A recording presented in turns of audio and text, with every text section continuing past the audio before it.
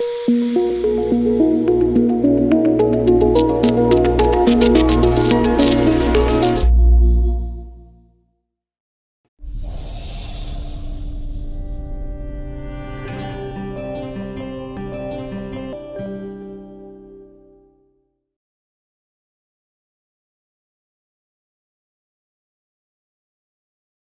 vou pedir para o senhor se apresentar inicialmente, dizer o seu nome e a sua idade.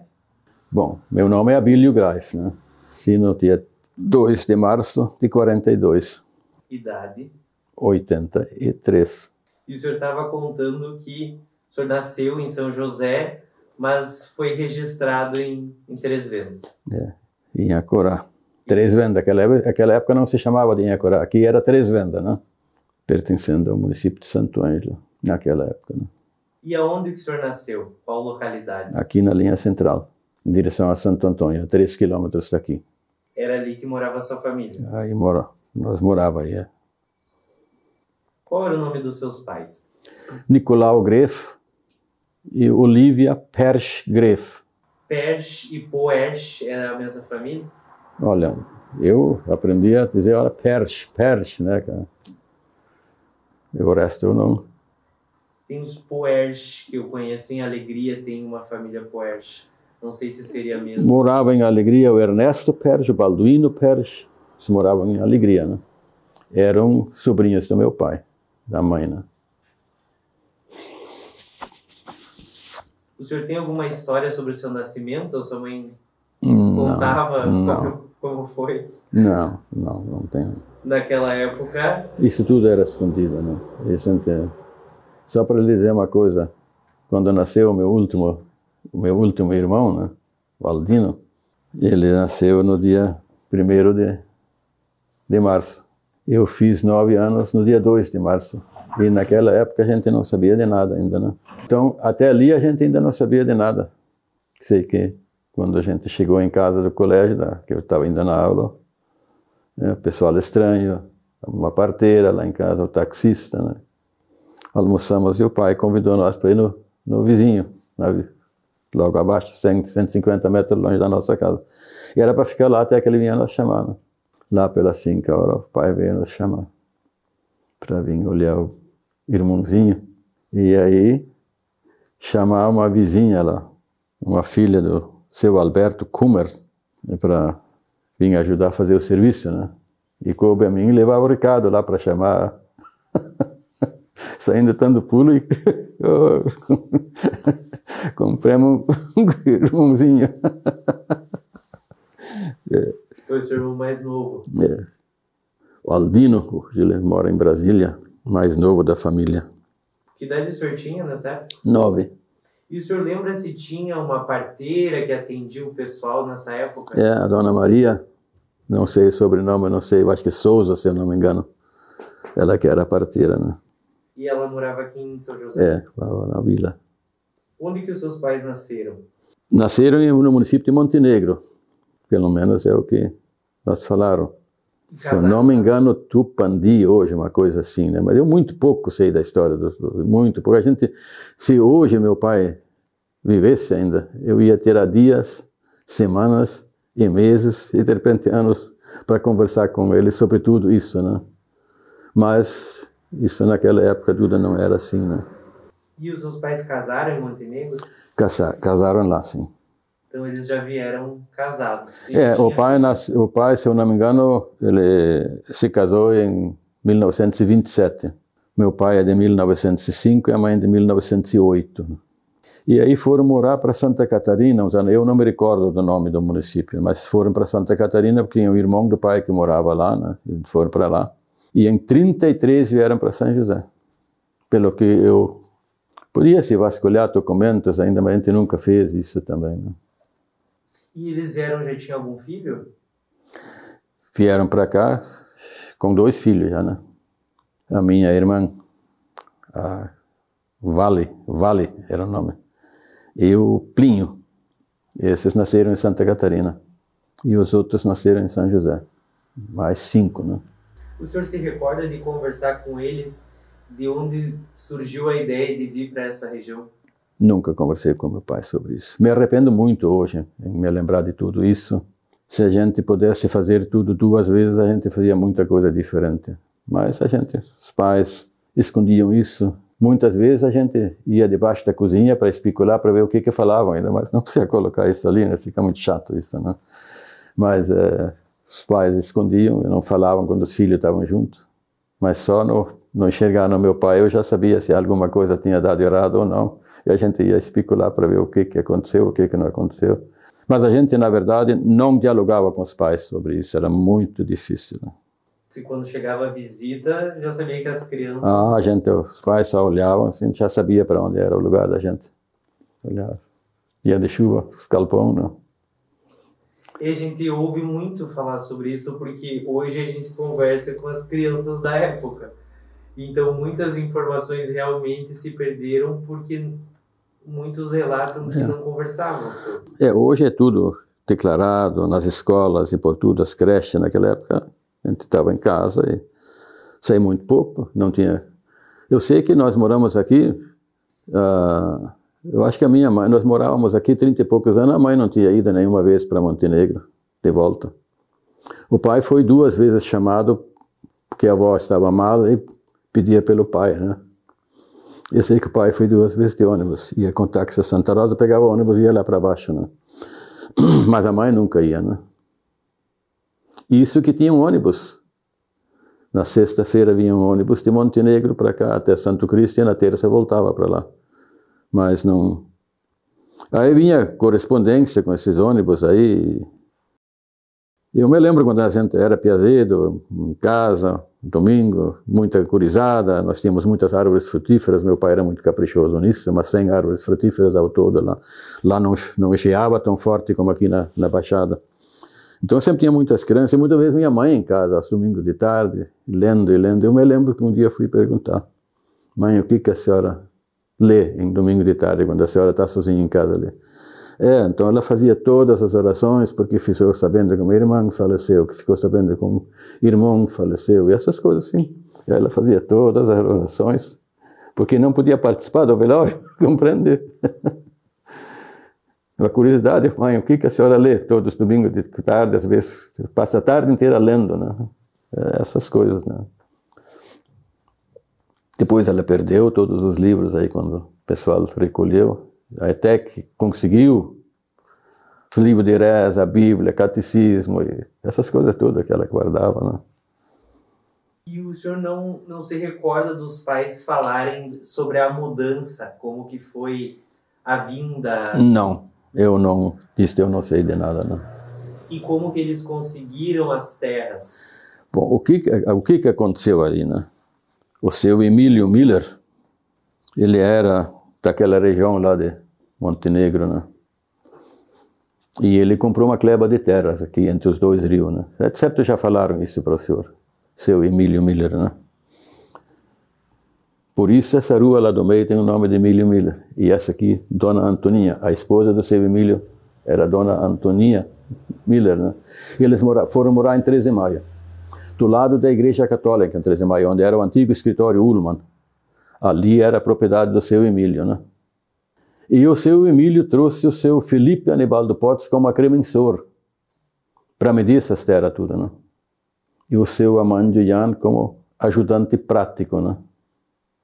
Que um dia eu vi uma declaração de alguém dizendo que o Amandio era o agrimensor. Não, o agrimensor era o seu Felipe Anibaldo Portes. Ele foi morar em 13 de Maio e o seu Portes que começou. E consequência disso que esse pessoal de Montenegro veio para cá. Anterior a isso já tinha o povoado de 13 de Maio, né, que 13 de Maio começou antes. A igreja dos evangélicos do Mato Queimado é mais velha como São José aqui. Eles comemoraram o centenário antes de nós aqui, né? Porque aqui, 13 de Maio já começou nos, sei, 14, 15 por aí, eu acho. E aqui começou nos anos 20, né? Um tempo depois. Mas o seu Amandio se acampou aí, São José e o seu Portes. E aí começaram a medir essas terras, aí vinha o pessoal. Então esses primeiros que chegaram aqui, eles vieram com dificuldade, a gente ouvia assim falar, tinha gente que veio de trem, outros vieram de carroça e assim por diante, mas não foi exatamente o caso do pessoal de São José, não. Esse pessoal já veio de uma forma diferente, né? Não é de carroça, nem vieram um pouquinho mais tarde, né? Porque de Juiz, Santo Ângelo para cá era um pouco difícil, 13 de maio, então... Bom, tu tem dados sobre 13 de maio também, quando começou isso, começou bem antes de nós aqui.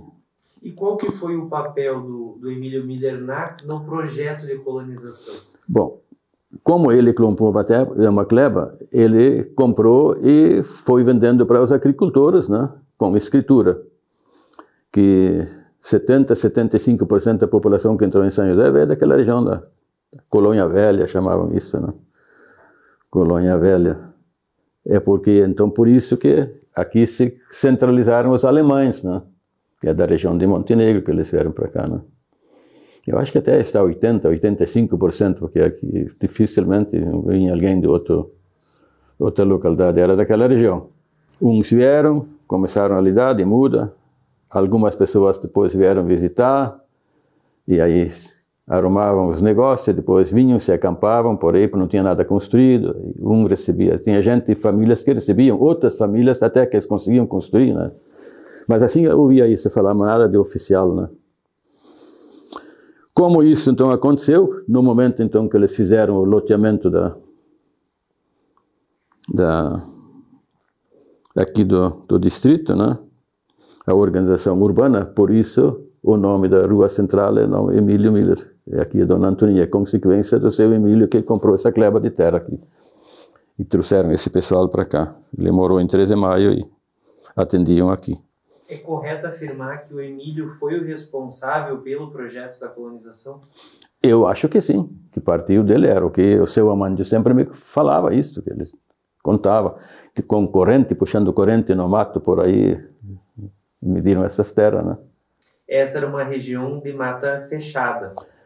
Bom, ali eu tenho dificuldades para falar sobre aquilo, né? Eu sei que na colônia que o pai comprou, só o meu pai morou lá. Antes disso não tinha morador lá, né?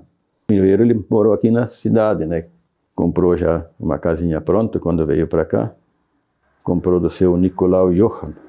Uma família, veio 7 familiares de uma família Jan para São José. 2 irmãos e 5 mulheres, né?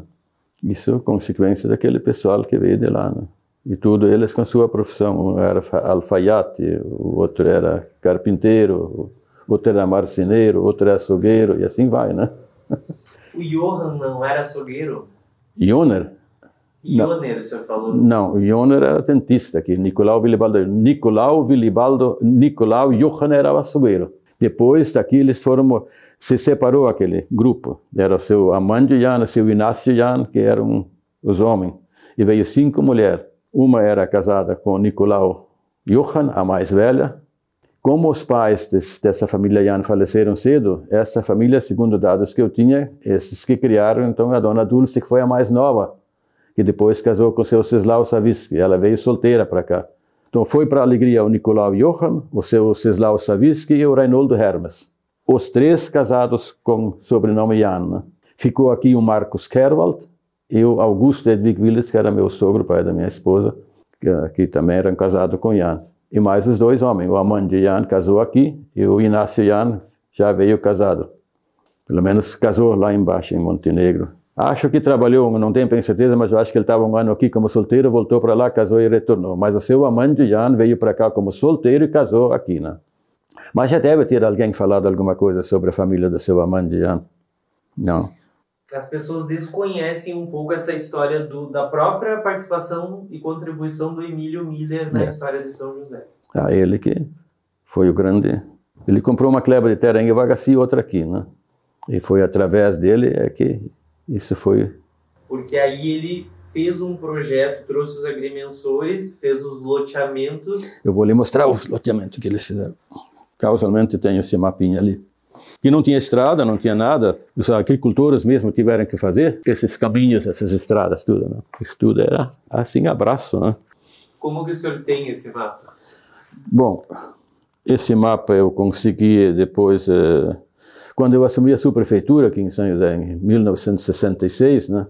E aí eu consegui esse mapa, através da prefeitura de 13 de Maio e tal. Aqui, inclusive... E vamos para Guardão, porque talvez já teria se perdido. Escala 1200 e pouco, vamos ver aqui o que mais fala aqui.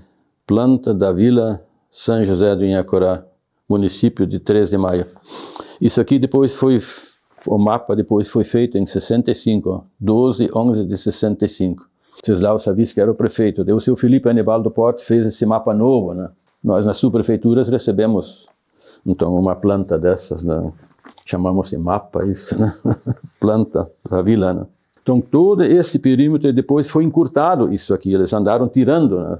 Aqui está, sabe onde as cores aí, o resto ao redor aí, foi tirado, excluído do perímetro urbano, né? Aí tinha eleições no meio disso.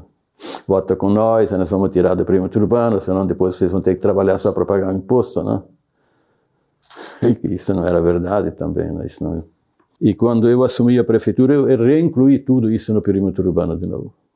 Voltei a incluir toda essa área no perímetro urbano. Praticamente tinham diminuído pela metade, né? Então esse é o nosso mapa. E isso é obra do seu Emílio Miller, né? O pessoal que ele trouxe, o seu Portes, que era, chamávamos de acrimensor, né? Hoje eu nem sei os agrimensores ainda... E o seu Amândio, então, ajudava ele. O seu Amândio se acampou aqui como solteiro, né? O seu Portes, seu Emílio, morou em 13 de Maio. E o primeiro prefeito de 13 de Maio, seu Walter Ullmann, casou com uma filha desse Emílio Miller, né? A mulher dele é Miller, né? Filha do seu Emílio. Por isso o escritório Ullmann é lá naquele terreno onde morava o seu Emílio Miller, né? Bom, muitas vezes o pessoal fala e tal, mas o mapa é o mapa, né? Isso, temos que respeitar isso aí. Eu sempre, como pesquisador... Meio velhinho, já tudo enferrujado. Ainda dá pra... Como pesquisador, eu sempre gosto de ir atrás dos documentos, das referências, né? Então esse é o motivo que a rua central aqui tem o nome leva o nome do seu Emílio e a outra é da esposa dele, Dona Antoninha. O senhor ouviu alguma história sobre esse início que eles vieram se instalar aqui, foi aberto a estrada pelo lado de 13 de Maio? Bom, essas histórias dessas estradas, a gente pouco a gente sabe, para não dizer nada, né? Mas sei que 13 de Maio começou um tempo antes do que São José.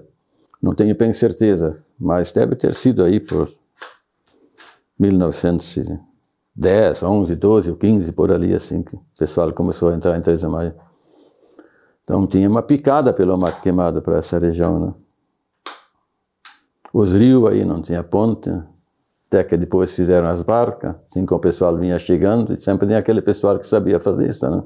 E tinha alguma barca ali onde atravessa o mato queimado? Tinha duas barcas, uma aí no mato queimado e a outra que vai para Piatoró, que é para Boa Vista do Buricá. Eram barcas que tinha ali.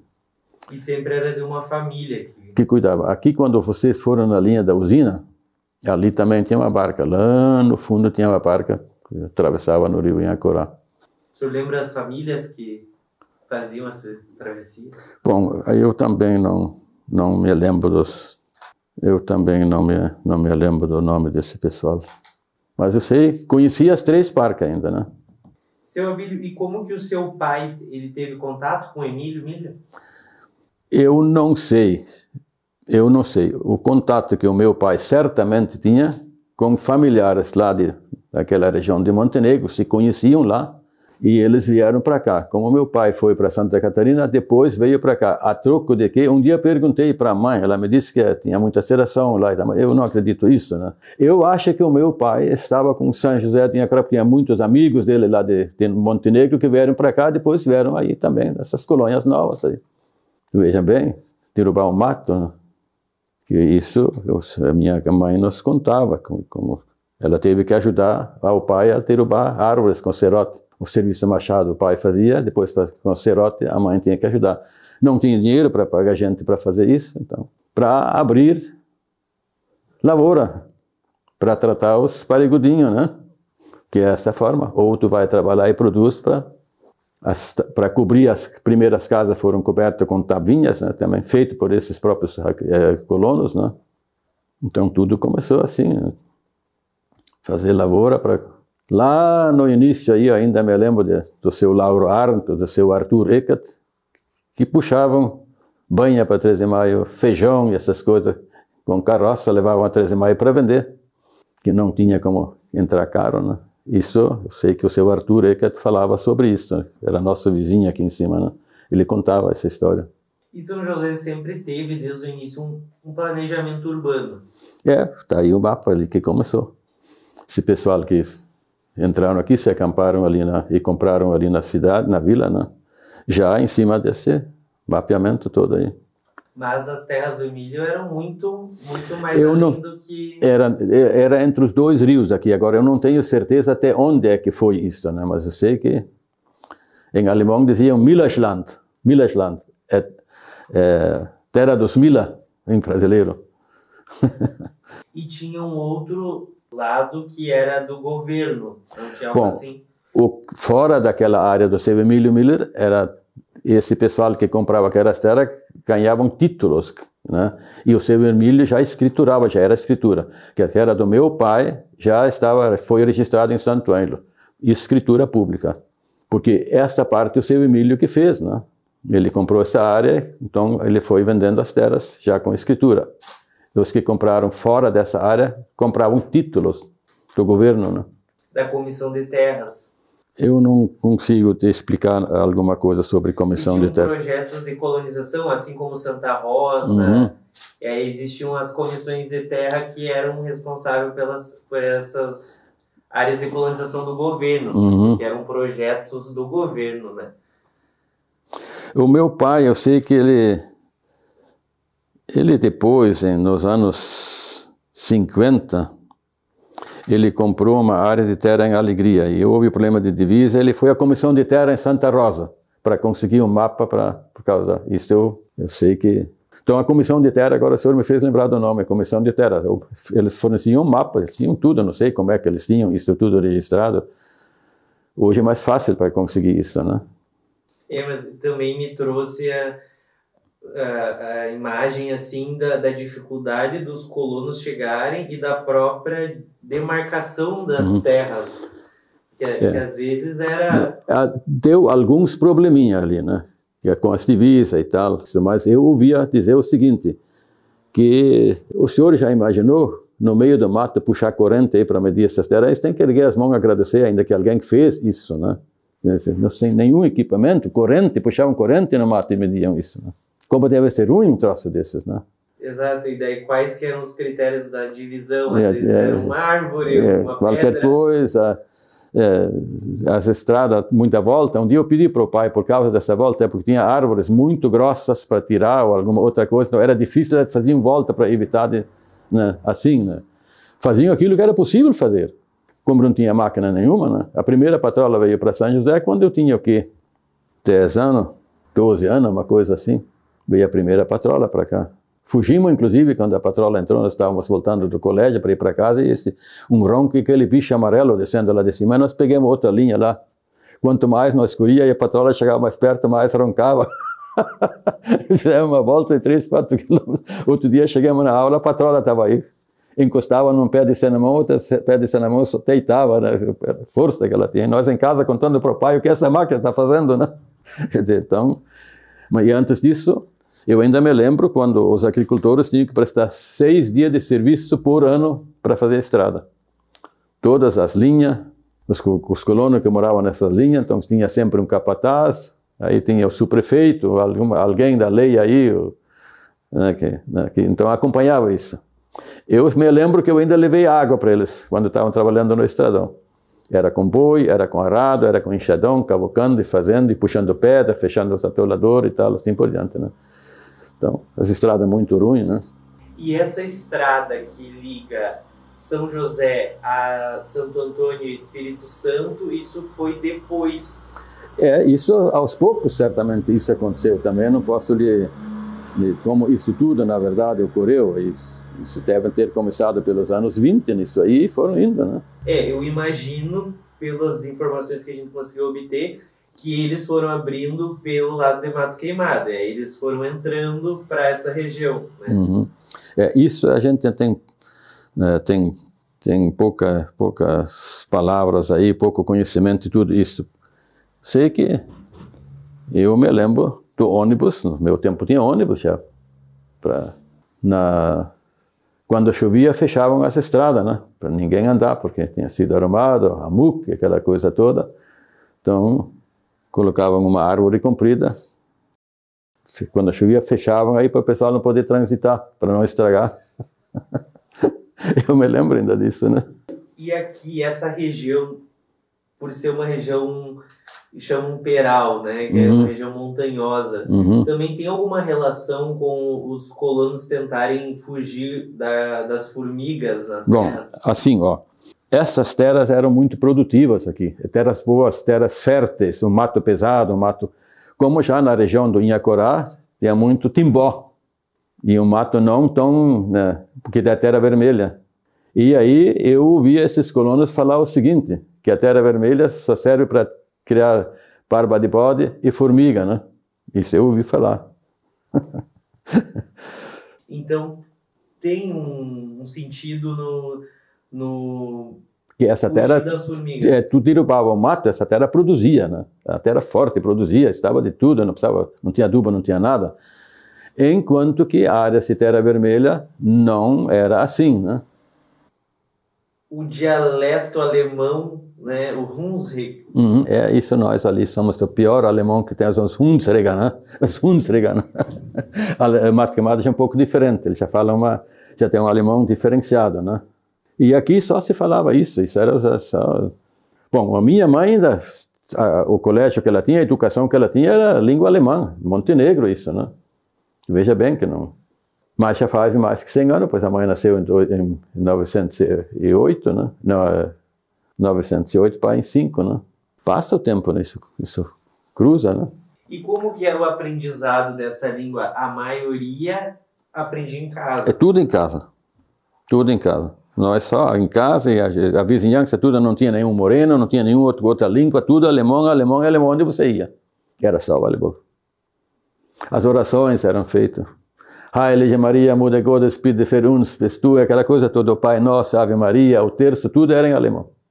E aqui no início da formação de São José, o senhor acredita que também era basicamente o alemão que falava?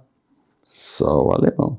Alguma coisa diferente na vila, mas na colônia era só isso, era o alemão.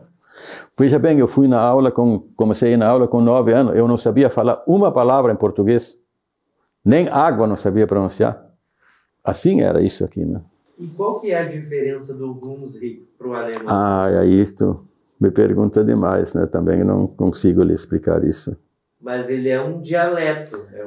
Sabe, aí tem aquelas pronúncias, sabe, tem 2, 3 tipos de Hunsrück, que tem os outros mais assim, tem umas 3 línguas, uma um pouco diferente da outra, mas todas são alemães, né? Por que isso eu também não sei. O português praticamente não é isso, né? Onde você chega no português, bom, se tu vai para a Bahia também, eles têm umas pronúncias diferenciadas lá, né? O português de Portugal também é diferente. Sim. E esse pessoal aqui de São José, nos anos 50, começaram a sair daqui para Santa Catarina e Paraná. E o meu pai foi um desses que comprou uma colônia de terra em São José do Cedro, Santa Catarina. Mas uns 20, 30 agricultores daqui, através do seu Alfredo Bode e seu Arno Weiler, que tinha uma jardineira, levavam o pessoal daqui para Santa Catarina para comprar terra lá, que tinha uns troquinhos deles lá para levar o pessoal para lá, né? O pessoal ia lá, pai comprou lá. E por um nada o pai foi morar para lá. Por muito pouco. Isso foi por volta de 57. 57 por aí foi que o pai estava pronto para ir para lá. Já tinha mandado construir uma casinha, já tinha levado uma semente para lá, aquela coisa toda, e veio o comprador.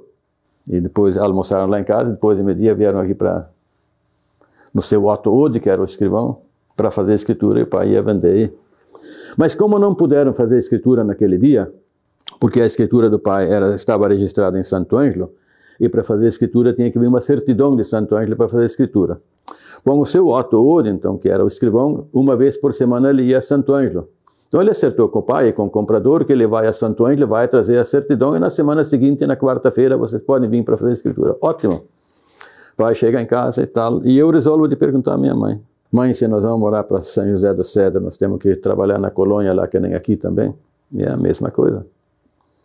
E as terras lá são tubrado, que nem aqui, a mesma coisa. E lá também tem pedra nas terras como aqui, mesma coisa. Eu disse, mãe, a senhora e o pai já falaram sobre isso. Como o meu pai vai ter que se judiar de novo lá em cima? Quanta terra tem aberta lá para plantar? 1 hectare. E o resto da colônia que é do pai é tudo mato, puro mato. Mas a senhora se lembra o sofrimento que vocês tinham no mato e fazer tudo isso? E agora que está tudo pronto, nós temos terra limpa, bonita, aberta, mais que nós conseguimos plantar. Nós temos uma casa bonita, grande, uma cozinha com nada de melhor, tudo feito com tábua, parede dupla, assoalho de pinho, foro de pinho, madeira, tudo de primeira, porque madeira tinha vontade. Vocês matam aí, tu tinha madeira aí para fazer o que você queria fazer. E madeira que durava 40, 50, 60 anos na terra, né? O ipê, com a juíra, dificilmente para apodrecer, senão não apodrece. Então, madeira à vontade. Eles faziam madeira, em vez de usar prego, eles faziam uns tornados e furavam, fingavam os tornados em vez de prego. Levantavam uma casa toda, depois só com nas tábuas que usavam prego, fora disso não tinha prego ainda, né? Então não faltou nada, potreiro, lá tinha 3 hectares de terra em potreiro, o pai tinha calpão, chiqueiro de porco à vontade, 100 árvores frutíferas, não faltava nada, tudo, e vamos lá em cima no mato começar tudo de novo. É claro que agora eu e o Laurindo já podemos ajudar, mas o pai se lembrou disso. Puta, no dia seguinte, no almoço, o pai disse o seguinte, que a mãe tinha falado para ele que nós não queríamos ir junto lá para cima. Pai, não é isso que eu disse. Eu só perguntei para a mãe, assim e assim assado. Pai, o senhor já pensou? O quanto o senhor vai ter que se judiar de novo? Que já tanto se judiou aqui para nós criar, para dar comida para nós e roupa. Agora o senhor já tem 50 anos e agora ir de novo lá para cima. Veio o comprador e o pai disse assim, eu não vendo mais. Senão ele tinha ido para lá, daí foi comprar essa terra em Alegria, depois ele foi para lá, né? Bom, já contei essa história, já contei demais para vocês desse passado, né? Mas a gente estava falando do Hunzi, que eu lembrei da história do... O senhor estava contando do seu amigo da Primeira Guerra, mas na Segunda Guerra teve a perseguição da proibição da fala alemã. É, isso aqui, hein? Eu sei que o pai tinha feito a casa nova, já aqui em cima, e a casa foi feita 44, 45. A minha mãe me falou que quando eles estavam fazendo a casa, eu já sabia falar. E eu não sabia pronunciar. E é o Getter e o seu Schwan. Sobrenome Getter e Schwan, que estavam construindo, 2 homens que estavam ajudando o pai a construir a casa. E eu não conseguia pronunciar. Em vez de Schwan, eu dizia Van. Em vez de dizer Keter, eu dizia Keka, né? A mãe me falava isso, não, eu era um piazinho de 2 anos. E eu sei que nessa casa nova, na aba da casa, o pai tinha escondido os livros da mãe, tudo em alemão, uma espingarda, cano duplo, um revólver 38, ele escondeu na aba da casa. E tinha mais um salão, chamavam de salão, era uma espingardinha mais simples, o pai escondeu num pau oco no mato, né? E o pessoal já chegaram lá com carrocinha e queriam as armas e que tudo que tinha escrito em alemão. O pai disse, não tenho nada, não tenho nada.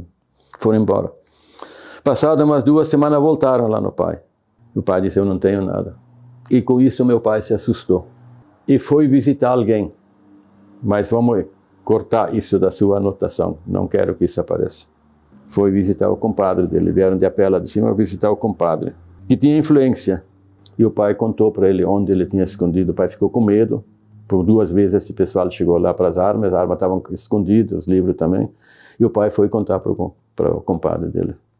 E 2 semanas depois, ou 15 dias, eles voltaram lá na casa do pai e pediram, o senhor coloca a escada, vai nessa aba, abre essa aba, e o senhor tira o que o senhor tem guardado aí. Foi daí que o pai entregou tudo, né? Me disse meu irmão, que tem 5 anos mais velho que eu, o Livino, e aí eles saíram, o pai foi no mato, pegou aquele salão, grudou no poste da casa e nunca mais arma na nossa casa. Nunca mais. Então isso ficaram muito marcados, esse pessoal foi muito perseguido. Naquela época houve aqui o seguinte, em muitos lugares na colônia, 4, 5, 6 famílias, as mulheres se reuniam numa casa e ficavam a noite inteira, e os homens guarnecendo nos caminhos que tinha por aí, já, as estradas que já estavam. por causa da roubalheira de noite, do pessoal que vinha roubar as coisas, aquela coisa toda. Então eles tiravam um plantão de noite e as mulheres ficavam juntas numa casa para não ficar uma sozinha em cada casa com as crianças e tal assim, né? Tinha pouca criança também naquela época. Assim começou tudo isso, quer dizer, então assim foi isso naquela época aí, né? Além também, eu acredito, da dificuldade de não conseguir comunicar. Um dia o seu Amandio me falou que ele levou um padre embora daqui. Que o padre pregava na igreja e falava contra isso. E do lado da igreja estava o pessoal escondido. Quando o pessoal saía da igreja para ir para casa, revistavam e os livros escritos em alemão, recolhe tudo para cá.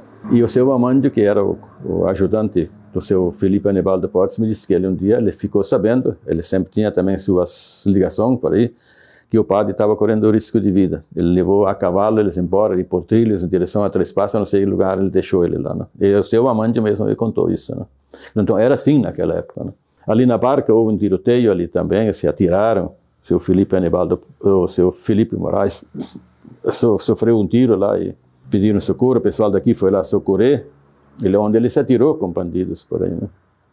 Logo aqui, quem vai para Bom Princípio, ali na linha no Havaí, ali que vai em direção à ponte de Bom Princípio, um agricultor foi com um moreno aí para fazer uma empleitada para roçar mato, para derrubar mato, e no caminho ele foi morto, seu Schenholz, sobrenome Schenholz. Sempre tinha uma pedra lá com as escritas lá, que aqui, então lá que foi morto esse Schenholz, quer dizer, aconteceram esses casos também. Pois perseguiram esse pessoal, foram de atrás, a turma de 13 de Maio, seu Borges, Rivadavia e Correia Borges, não sei o que mais, foram de atrás desse pessoal, e perto do rio Santa Rosa, se atiraram com o pessoal, e acham que foi esse que matou seu Schenholz, aí eram dois, né? Quer dizer, assim era isso naquela época por ali, né? Então tinha as dificuldades, o pessoal tinha suas dificuldades, mas vamos lá, né? Isso me fez lembrar um pouco as revoluções também que tiveram aqui. Bom, esses alemães que vieram para cá, um dia eu me informei um pouco num encontro que eu fui da família Greff, né? E ali então eles apresentaram. Esse pessoal não tinha outra saída mais na Europa, eles tinham que sair de lá porque para não morrer de fome ou de guerra, aquela coisa toda, né?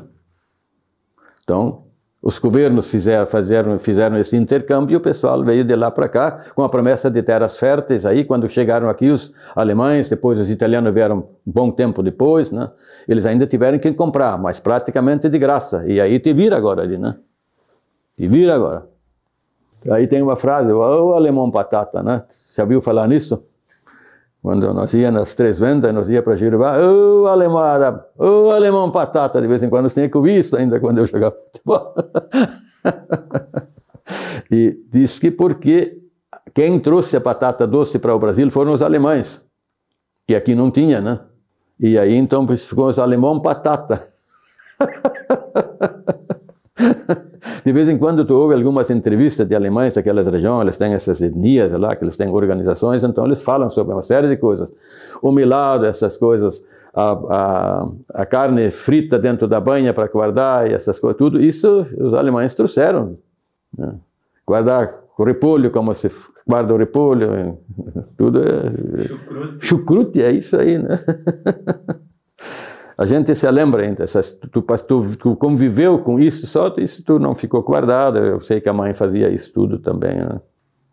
Seu Abílio, tem uma curiosidade que eu queria saber, o senhor tem alguma informação sobre o nome São José do Inhacorá? Alguém falou que era por causa dos índios, por causa dos rios, Inhacorá, um lugar rodeado de rio, assim, nesse sentido, mas aí entrou a questão dos índios ali também. Mas eu não sei explicar bem certo isso. Eu ouvi alguma coisa nesse sentido, só isso, né? E São José? O Inhacorá é um nome indígena. Sim. E São José? Também não sei. Não sei, porque esse São José ali no meio. Quem era o autor disso, né? Porque cada lugar tem um padroeiro, né? Gira em torno... Mas... De fato, alguém devia ser devoto, algo nesse sentido? Provavelmente, mas eu não tenho... porque assim tem a grutinha ali na ilha, né? Isso foi feito aquela vez aí pelos colonos lá, o seu Frederico Greff. e mais um vizinho dele que tiveram essa ideia de fazer aquela gruta lá, né? Isso começou lá, há muito tempo atrás. Agora, como tudo isso, também não sei, né? Mas isso traz para um outro ponto importante na história de São José, que é a religiosidade. Bom, a religiosidade, isso era uma coisa... Eu guardo muito daquela época. Guardo muito e me apego muito. Eu creio, eu acredito nisso tudo e procuro fazer aquilo que meus pais me ensinaram. Então, quando a gente ia na mesa, primeiro rezar, antes de fazer a refeição. De noite, também a mesma refeição. E o mês de maio, depois da janta, de noite era rezar o terço. Na mesa onde se terminava a janta, que a nossa janta era sopa de leite, né? E quando não tinha sopa de leite, parecia velório, né? De tão acostumado. Um panelão desse, meio balde de leite, sopa de leite todas as noites, né? Televisão não tinha para olhar, não tinha nada disso. Depois da janta a gente ia dormir. E então essas coisas assim, no mês de maio, então depois da janta era rezar o terço. Todas as noites. Aos domingos de manhã ir na missa. Se o tempo estava muito feio para ir na missa, nós tínhamos que se reunir na sala da casa, não na cozinha. Se ajoelhar numa cadeira, se ajoelhar assim com a cadeira e rezar o terço. Assim era. E na missa sempre se ia. E me lembro de uma coisa. O dia que eu peguei minha malinha para ir para o quartel, o pai levantou um pouco mais cedo, que a mãe era mais rápida para levantar, de manhã o pai demorava um pouco mais. E naquele dia a mãe ficou mais tempo na cama, né, para o pai dizer algumas coisas para mim, né. E aí ele me disse assim, agora, hoje noite é a primeira noite que tu não dorme na tua cama. E eu e a mãe não vamos estar junto contigo para dizer o que tu pode fazer e o que tu não pode fazer. Eu e a mãe, nós queremos que você volte assim como tu foi. Muito bem.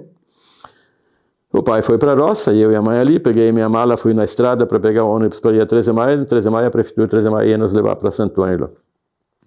E quando eu saí, porta fora, a mãe veio na área e disse para mim que no quartel a gente também podia ir na missa.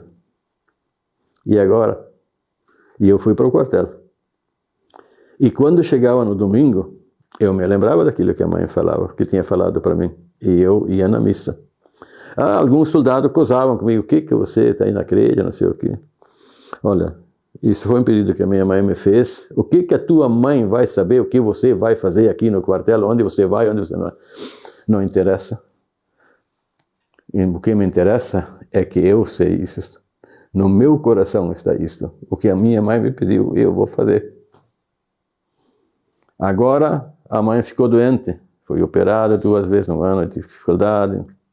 O irmão foi para Boa Vista trabalhar na fábrica de calçados. Eu e o meu irmão Laurindo e o Aldino ficamos em casa. O pai gastando dinheiro aqui, tudo era pago. Se você precisava de um fontola, um melhoral, tu tinha que vender umas galinhas, uns ovos e comprar, porque tu não ganhava de presente de ninguém, né? E eu disse a Laurindo, meu irmão, nós temos bastante soja, semente de soja, e nós vamos plantar mais soja, porque o dinheiro do pai vai terminar. E nós limpamos semente e tal, e fomos plantar. E o pai disse assim, vocês não estão plantando demais soja? Pai, eu tenho medo que o dinheiro do senhor vai terminar. Mas e quem vai colher isso? Diz o pai, tu ainda tem que ir para o quartel. Pai, nós vamos colher. Eu é que não vou colher. Chegou o dia para colher essa soja, eu tinha falado, eu não fui falar com o bispo porque tinha medo em Santo Ângelo, fui falar com o bispo, mas foi um chefão lá. Aí quando chegou o dia de ir para casa, saí segunda daqui, muitas vezes vinha em casa na sexta e voltava na segunda cedo. Na segunda o pai disse assim, hoje em 8 dias podemos começar a cortar a soja. Falei com todo mundo para vir, e quando chegou aquele fim de semana, nós deixaram de prontidão lá.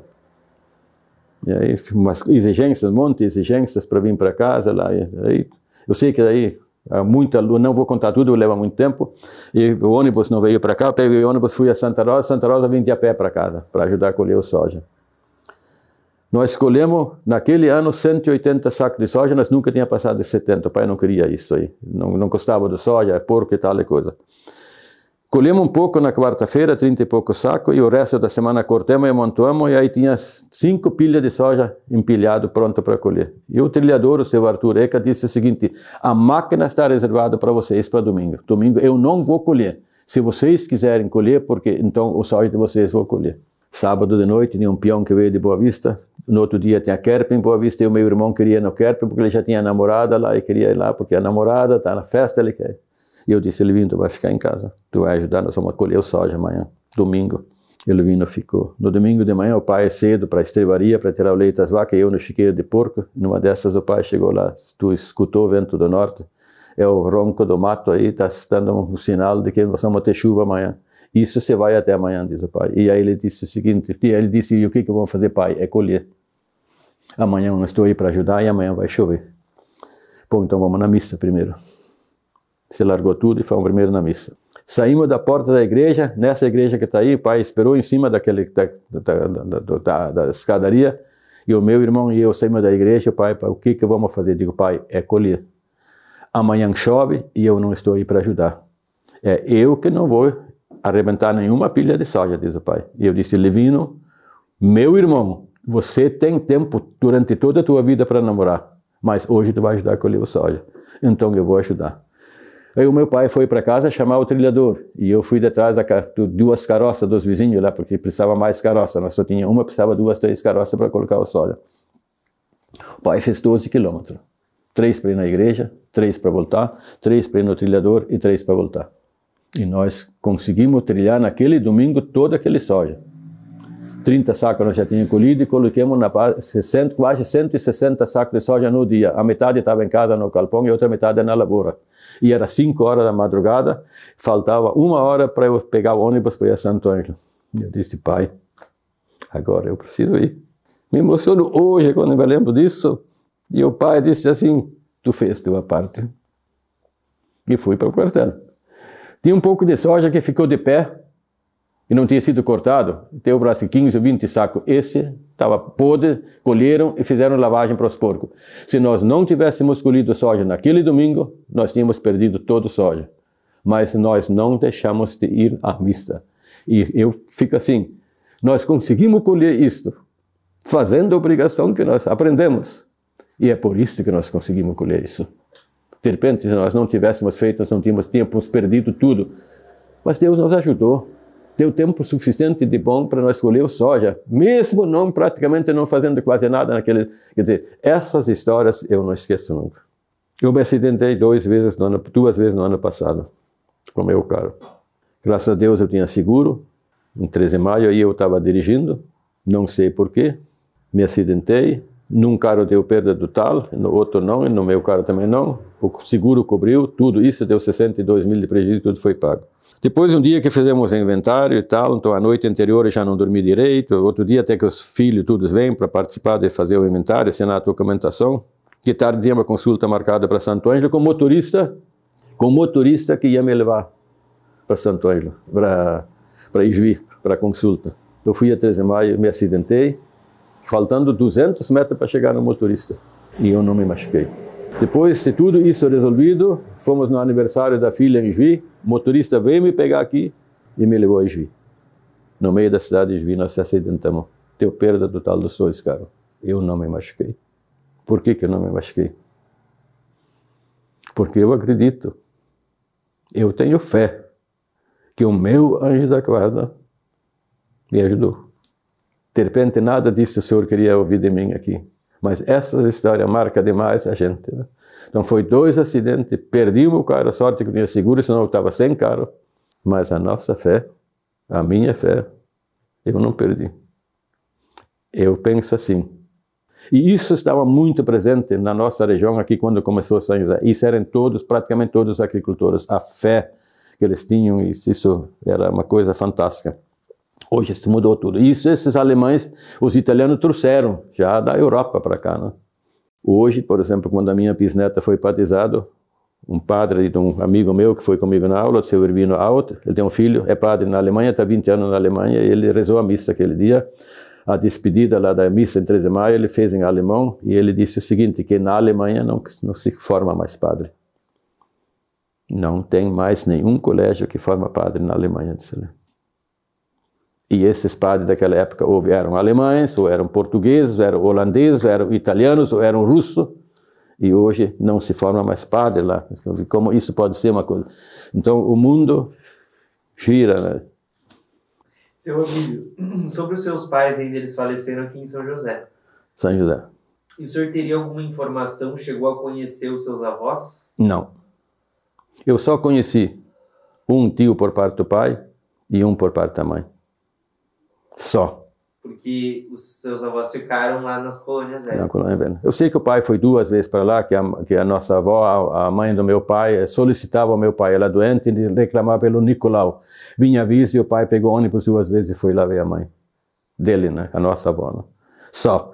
E veio um irmão do pai e um irmão da mãe. O seu Reinaldo Perch, que morou um tempo em Chapeta e outro tempo em Alegria, né? Morou um tempo aqui também, esse era irmão da minha mãe. Os irmãos do pai não veio ninguém para cá. Só isso de parente, né? O senhor lembra o nome deles, dos seus avós? Não. Só se vai para buscar papelão alguma coisa, mas eu não me lembro assim. Né? E eles faleceram em Montenegro? Montenegro. Se eu não me engano, em Tupandi, né? Que era distrito de Montenegro. Eu acho que sim. Hoje isso tudo é município, né? Você sabe, bom, isso são lá muitos e muitos anos, né? De Alde Colonia, as colônias velhas. E a gente estava falando da religiosidade. O senhor sabe como que foi a primeira capela e a construção da igreja que a gente conhece hoje? Da capela eu não sei de nada. A atual igreja, eu ajudei a descarregar tijolo como um dos alunos mais fortes que tinha na Madre Madalena. Às vezes vinha tijolo e não tinha sido acertado com os agricultores para vir ajudar a descarregar. Então o pessoal que trazia tijolo, e no fim o padre, as irmãs, então uns 5, 6 alunos mais fortes para ajudar a descarregar tijolo. Eu participei muitas vezes. Eu preferia descarregar tijolo do que ficar dentro da sala de aula. Então, isso eu sei, né? Sei também dos agricultores, todos eles, uma linha todos os dias ajudando, sem cobrar nada. O pessoal ajudava muito para isso. Em 1950, o padre arrumou as irmãs para São José, o Frei Florino Werkhagen, eu acho que é o sobrenome. Ele que conseguiu as irmãs para São José, para vir aqui, muito mal de colégio, a educação era precário, mas tinha que um poço, tinha que perfurar um poço artesiano, essa era a condição. E o seu amante, Jan, que eu falei antes, que ajudou me dias, foi a Santo Ângelo, ele tinha ligação com a autoridade de Santo Ângelo, com o deputado, e 3 dias depois a perfuratriz estava aqui perfurando o poço artesiano. E as irmãs vieram em 50 para cá. Aí mudou. As irmãs ajudaram a transformar a nossa realidade aqui. As irmãs têm um papel fundamental aqui. Quando as irmãs vieram para cá, isto deu uma mudança muito grande. A educação ficou bem melhor, as irmãs se envolveram na igreja com o padre. Eu ainda fui na doutrina do padre. O padre dava a doutrina para nós no domingo de tarde. Tu já pensou, nós, Piazedo, domingo de tarde, às 2 horas na igreja, até 5 horas? Tá louco, e nós tínhamos que ir porque tinha que ir. Numa dessas o padre disse o seguinte: a partir de hoje as irmãs vão dar a doutrina para vocês, eu não dou mais. Fiz uma festinha, saímos cedo para baixo, pulando, e fomos lá no bar, lá embaixo, comprei 2 cucas, daquelas grandes, vamos cortar um pedacinho, vamos comemorar, porque agora estamos livres da doutrina de domingo de tarde. que coisa, né? Essa foi assim, então a igreja foi isso. O hospital também, me lembro quando aqui tinha um hospital velho, aqui mesmo daqui para lá era um hospital de madeira e tal. As irmãs começaram a construir o nosso hospital, se eu não me engano, em 1957. A pedra angular dizia, mas agora rebocaram a pedra, ela não aparece mais, pelo menos me parece que não dá mais a data, mas eu acho que foi em 57 que as irmãs começaram a construir um novo hospital. Hospital de São Francisco de Assis. E ele foi... Quanto tempo ele levou para ser concluído? Bom, aí eu não me lembro, né? O seu Ceslau Saviski, quando foi eleito a primeira vez prefeito, em 13 de maio, eu já morava em Alegria também com o pai, foi em 63 que ele foi eleito, 62 nós fomos para lá, e o padre de 13 de maio rezou uma missa em Santo Antônio Consolata, e disse lá naquela missa, ou foi Rocinha, não me lembro mais agora, acho que foi Rocinha, que não podia votar no Ceslau porque o seu Ervino é evangélico, né? E o pessoal veio atrás do seu Ceslau, apavorado lá de Consolata, perdemos a eleição. Mas por que todo esse apavoramento, diz o seu Ceslau, mas seu Ceslau, o padre disse na igreja que não pode votar no senhor. A onça se ataca na toca, diz o seu Ceslau. Quem quer me acompanhar, que me acompanhe. Foi na casa canônica. O padre mandou entrar, senta aqui e tal. O que traz vocês aqui? Bom, padre, assim, o senhor é para ter rezado uma missa e ter dito isso assim, assado. Então eu vim perguntar, aqui está o pessoal de Consolata que trouxe essa notícia, então eu vim pedir para o senhor se eu preciso de uma licença do bispo de Santo Ângelo. Então hoje de tarde vou a Santo Ângelo. e vou trazer uma autorização do bispo para ver se o pessoal pode votar para mim ou não. Mas antes disso, padre, eu quero perguntar para o senhor. O senhor sabe onde o bispo de Santo Ângelo se hospeda quando ele vai no Distrito de Alegria? É na minha casa. E o senhor disse que não pode votar para mim? Então vou hoje para lá. Não, o senhor não precisa ir, porque não sei o quê, não sei o quê, não sei o quê. Não, tem uma condição. O senhor rezar a missa em Rocinha e dizer que pedir desculpa daquilo que o senhor falou e dizer que pode votar para mim, que o seu irmão é gente boa. Não, nós vamos fazer isso. Mas eu quero ser avisado. Eu disse, o Ceslau quer ir na missa. E veio o aviso, e o Ceslau foi na missa, levou mais 5 juntos, sentaram no primeiro banco na frente do padre. E o padre teve que pedir desculpa. E o seu Ceslau ganhou a eleição. Depois, mesmo Consolata, na segunda mandato do seu Ceslau, em Santo Antônio, um professorzinho tudo cheio. O que querem com esse velho chineludo de Alegria, né? O que querem com esse velho chineludo, né? Bom, para lá eu não ia nos comícios, só ia aqui, São José, ali, Alegria, Espírito Santo, um comício, 2 semanas depois, e o Ceslau foi o último a falar. Depois, nossos adversários estão falando de que, me chamando de velho chineludo. Mas eu não sou tão velho ainda, diz o seu Ceslau. Eu ainda posso fazer muita coisa para 13 de maio. Mas e se todos aqueles que usam chinelo, quem não gosta de usar chinelo quando a gente chega do serviço, pode tomar um banho, botar um chinelo, quem é que não gosta? E se todos aqueles que usam chinelo vão votar para mim, então eu vou ser o prefeito de novo de 13 de maio. E veio a campanha. No fim da campanha tinha chinelo de 80 centímetros, o chineludo. Nós com corda no pescoço, um chinelo desse tamanho, tinha os pequenininhos, uns botões assim para pregar e fazendo a campanha. Em cima dessas duas coisas, Ceslau ganhou duas eleições. Viu como são as coisas, né? Então são histórias que ficam e felizmente eu aprendi muito com o seu Ceslau. Muito, muito, muito. São histórias muito interessantes e que já ligam com a história de outros lugares também, né? A história de Alegria... Eu vou te dizer uma coisa daí. A Jurema, minha esposa, o Ceslau era tio a dona Dulce era irmã da mãe da Jurema, minha esposa. E a Jurema morou 4 anos com o seu Ceslau, em Alegria, trabalhava lá como balconista, né? E aí ficamos sem subprefeito aqui em São José, e eu vim para cá quando nasceu a minha menina, entramos no bar aí, e acabou, não fez, sobrando para mim a subprefeitura. Eu não queria de jeito nenhum, que eu nem sabia o que era a subprefeitura, eu tinha 24 anos. E acabou assim, ninguém queria, no fim foi isso caiu nos meus braços, né? Praticamente uma unanimidade aqui. Jogava futebol no Rio Grandense, já por ali. E aí, e agora, Ceslau me chama da prefeitura. E me nomeou lá e me deu uma caixa de sapato com os talões de imposto. Naquela época se cobrava imposto territorial rural. O prefeito cobrava o imposto aí das colonas, não? Me deu aquela caixa com tudo isso, eu no fim de semana... lidando com aquilo, eu digo, sabe de uma coisa, não entendi nada disso, e vou levar de volta, segunda eu levei de volta. Aí, seu Ceslau, não entendi nada disso aí. Seu Abílio, ninguém caiu do céu sabendo das coisas, todos tiveram que aprender, e você também vai aprender.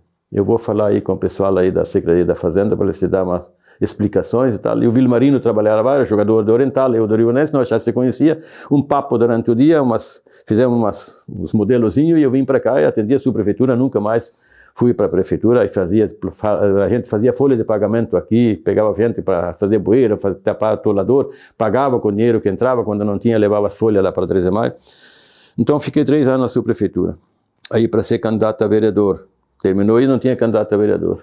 Mas era para eu ir, não, eu não vou de candidato a vereador, de jeito nenhum. O que eu quero como vereador? E o seu Ceslau me chama. Se nós tínhamos feito muita coisa aqui em São José durante esses 3 anos, digo, seu Ceslau, tudo que eu pedi para o senhor. E agora eu peço uma coisa para ti, disse ele, e tu não aceita. Bom, se eu tenho que pagar isso como candidato, então não tem outro jeito, vou ter que ir. E me elegi vereador. Na primeira eleição, o Ceslau fez 136 votos em São José, dos quais 10 vieram de Alegria. Nós morávamos lá. No dia antes da eleição, o Rui nos trouxe para cá para nós votar aqui, né?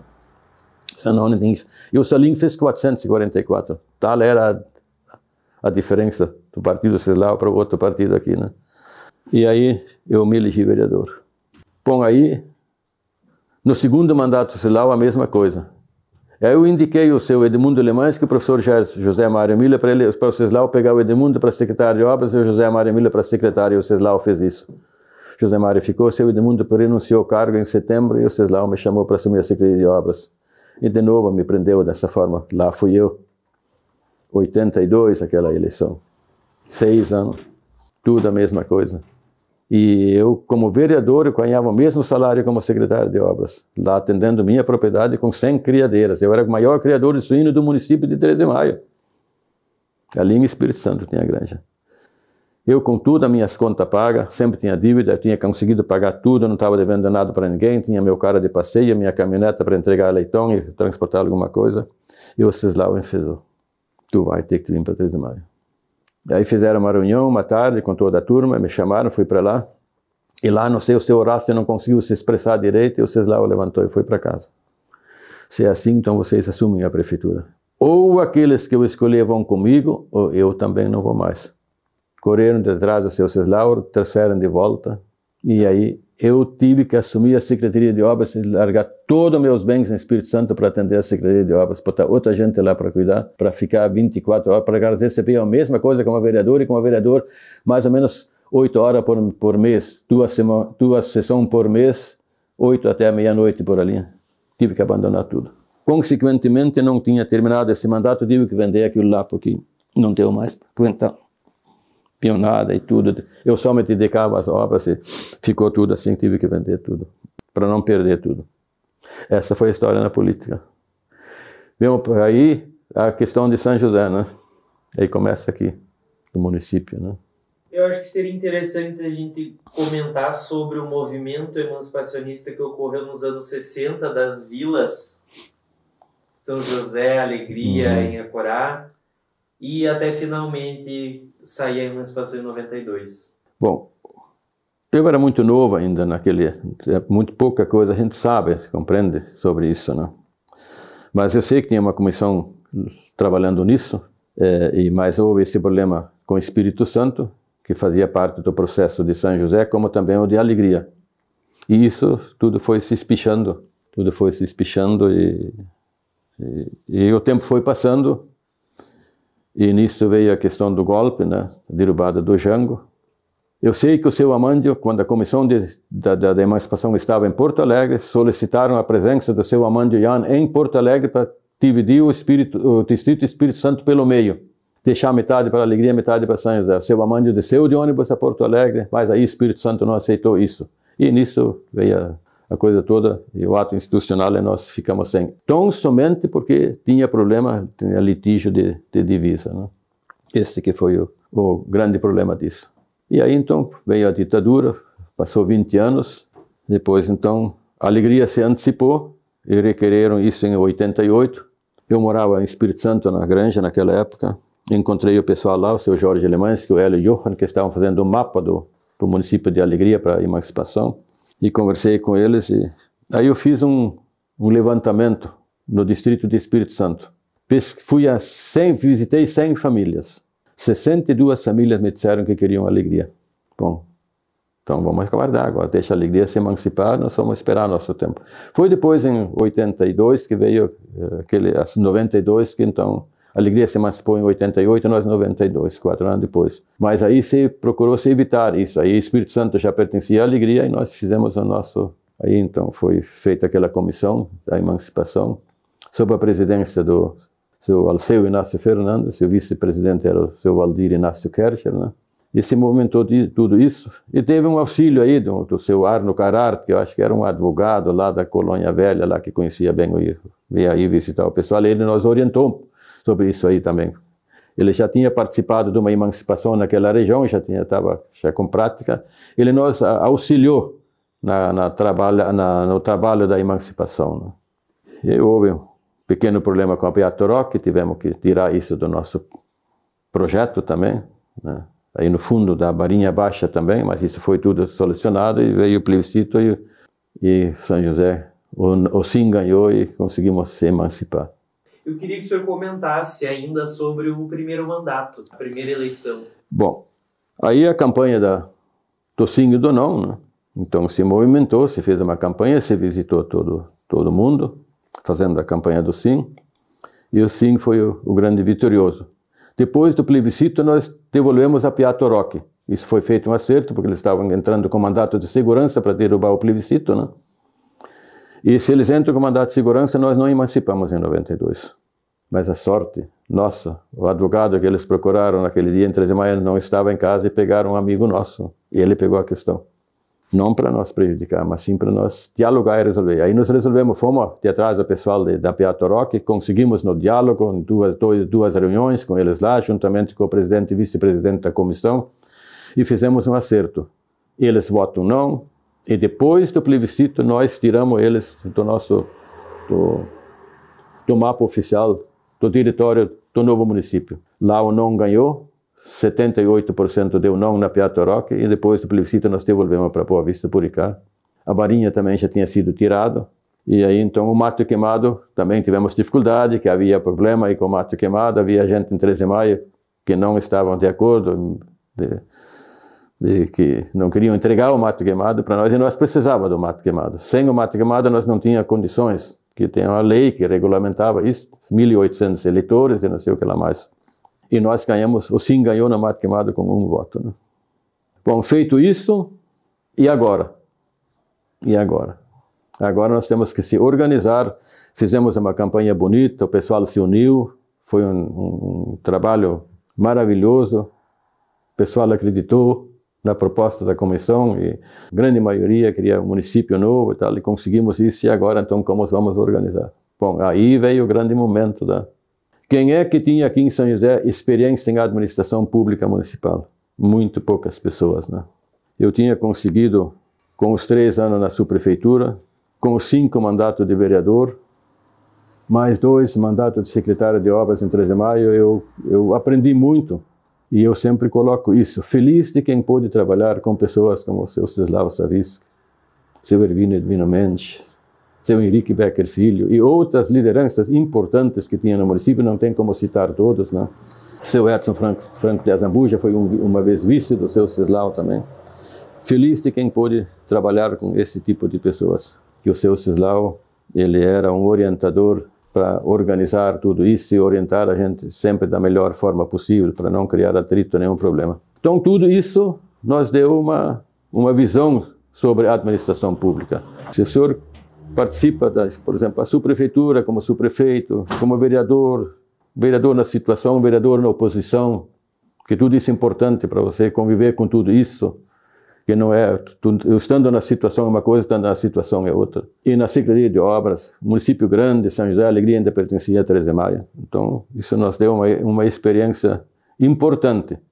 E aí eu cheguei à conclusão que ou eu assumo agora, ou eu tenho que sair de São José. Que praticamente ninguém tinha trabalhado ainda em administração pública aqui. E tudo tu tem que aprender, e tu não aprende isso também num dia só. Né? Foi daí que convidei o presidente da comissão, Alceu Inácio Fernandes, vamos nós fazer uma dobradinha e vamos assumir essa responsabilidade do município novo. E ele concordou. Aí nós fomos candidato único e começamos o trabalho. Juntamente com aquele pessoal com quem eu trabalhei em 13 de maio, que é o professor José Mário Miller, que era professor aqui na Napoleão Laureno, lá em Itu, e ele já tinha assumido a Secretaria da Educação em 13 de maio, foi secretário da Administração no tempo do Ceslau, uma experiência muito grande, e um professor e um profissional exemplar. Como secretário, ele fez um extraordinário serviço. E a dona Kede, que já tinha se aposentado no município de 13 de maio, que trabalhou muitos anos na prefeitura de 13 de maio, já tinha se aposentado. Ela era contabilista, né? E nós trabalhamos junto durante muitos anos na prefeitura de 13 de maio, praticamente nas 3 administrações do seu Ceslau. Se eu não me engano, a dona Kide começou a trabalhar na prefeitura de 13 de maio na 2ª administração do seu Germano Docon. Então nós já se conhecíamos e nós se reunimos e conversamos e vamos nós enfrentar a questão aí de São José. Foi aí que nós começamos o trabalho e tal, fomos eleitos, e o José Mário assumiu a secretaria da administração, a dona Kide na fazenda. E nós 3, então, já tínhamos toda uma experiência adquirida no município de 13 de maio, que foi fundamental, porque com todos esses anos você aprende muito, né? Se você quer aprender, você tem oportunidade para aprender. Foi isso que nós colocamos em prática aqui. José Mário e a dona Kede cuidavam do serviço interno, e eu ficava principalmente na parte de fora das obras, e aquela coisa toda, né? Não nomeei secretário de obras, como prefeito, fiz a questão de autoprefeito e a mesma também a Secretaria de Obras, né? Com a experiência que a gente adquiriu, então tinha uma certa facilidade para isso, né? E fomos felizes. Sei que todo o início de um município novo tem seus problemas e as suas dificuldades, não só aqui, como todos os tinham e sempre os têm quando começa. Mas nós, com a experiência que nós tínhamos adquirido, nós tínhamos a confiança e a certeza que com mais algumas outras pessoas que a gente incluiu logo aí no início, que nós íamos conseguir vencer as dificuldades. E foi o que aconteceu, né? Claro, tu começa, tu tem que levar uma cadeira junto para o prédio que nós tínhamos alugado para começar a administrar, porque não tínhamos nada, né? O que tinha aí que nós herdamos do município 13 de Maio, as escolas municipais, a subprefeitura, e fora disso. Mas tinha uma lei, a lei das emancipações, que já tinha uma cláusula lá que o município mãe teria que repassar para o município novo 10% do maquinário e mais a contabilidade paralela, que era uma orientação do Tribunal de Contas do Estado, que nós emancipamos no dia 20 de março de 92. A partir desse momento, os recursos para o município novo já vinham.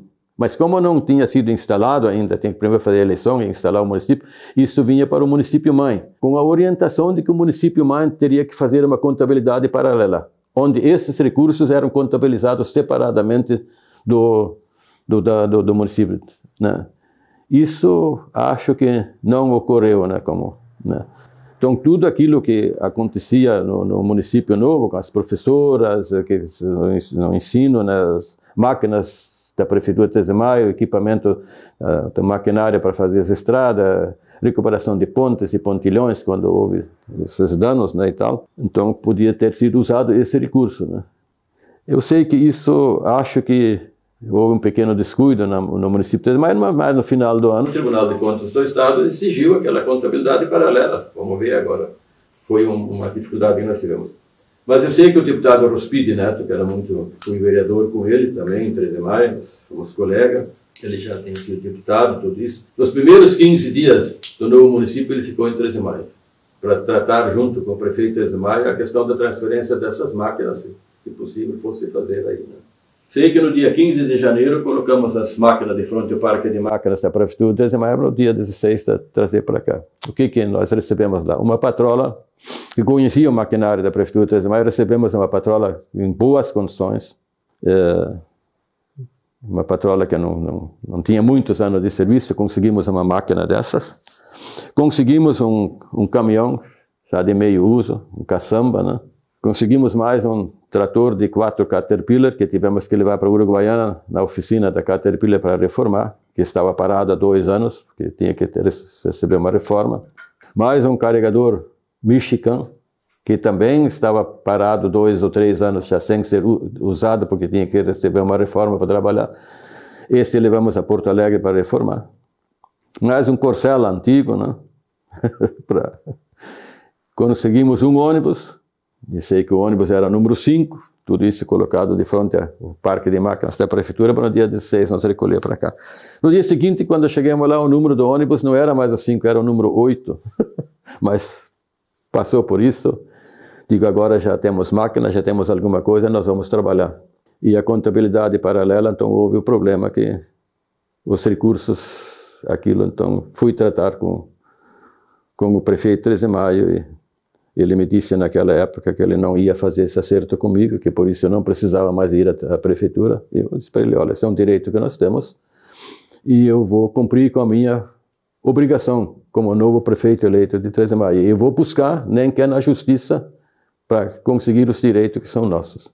Esse processo levou 27 anos. 27 anos. Da contabilidade dos recursos desses, né? Mas o ex-prefeito Gilberto recebeu esse recurso, né? Quer dizer que anoiteceu a prefeitura de 13 de Maio com um recurso e amanheceu com bem outro, quase 3 milhões de reais. Foi uma injeção de recurso para o município aqui que valeu a pena, né? Então, não foi em vão, nós lutamos, sabíamos que esse era um direito que nós tínhamos e nós buscamos isso e conseguimos. Demorou, mas conseguimos. E aí se foi se trabalhando. Se trabalhou, se procurou poupar de todas as formas. A contratação de funcionários se dava da seguinte forma: quando havia a necessidade de contratar, se contratava. a dona Quede na Secretaria da Fazenda, assim como as coisas iam avançando, os dias foram passando e as coisas foram se encaminhando, mais gente você precisa para cuidar de todos os órgãos, né? E a dona Quede solicitava os funcionários que ela precisava e nós contratávamos. O José Mário na administração a mesma coisa. Quando no parque de máquinas eu sabia quem eu tinha que quando tu não tem máquina, não tem nada, tu vai fazer o quê? Que muita gente também não tem o que fazer, né?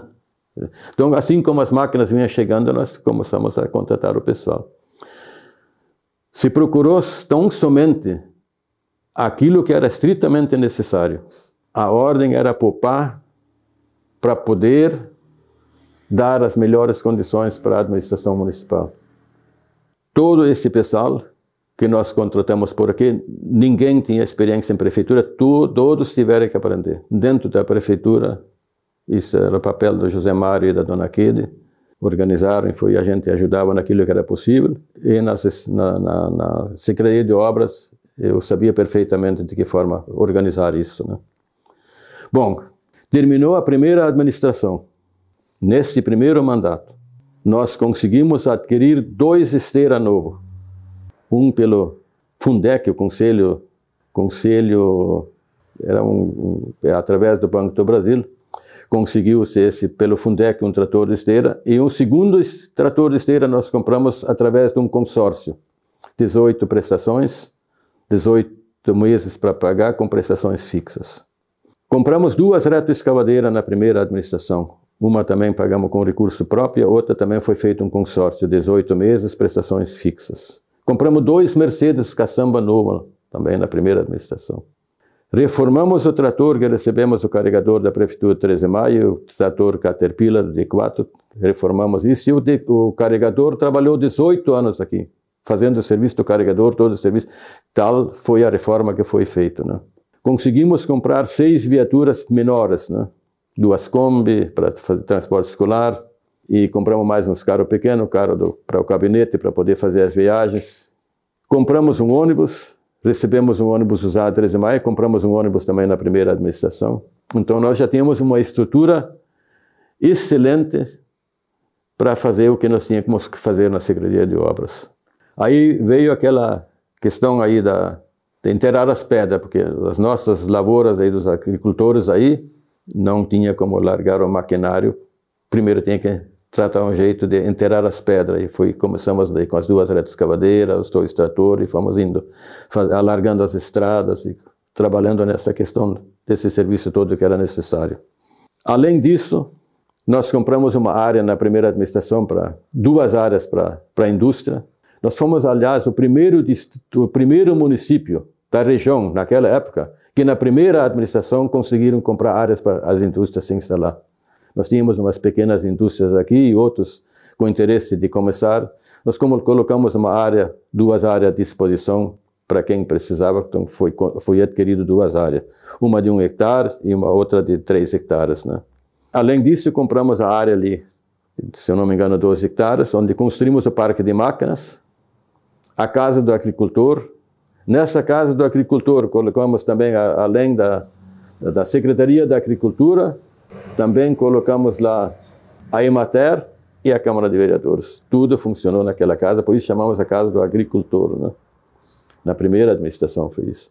Compramos mais uma área aqui em cima, onde depois foi construído o CTG, mais 3 hectares de terra.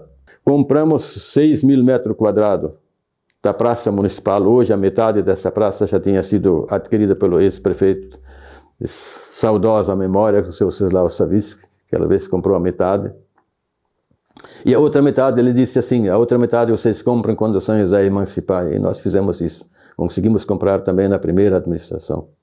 Compramos os terrenos para construir os postos de saúde, construímos 2 postos de saúde na primeira administração, né? Então, nós tínhamos conseguido na primeira administração uma estrutura excelente para dar condições para que nossos agricultores pudessem ter estrada boa, trabalho intenso nas lavouras, enterrando pedra, e os tratores de esteira também ajudando nesse sentido.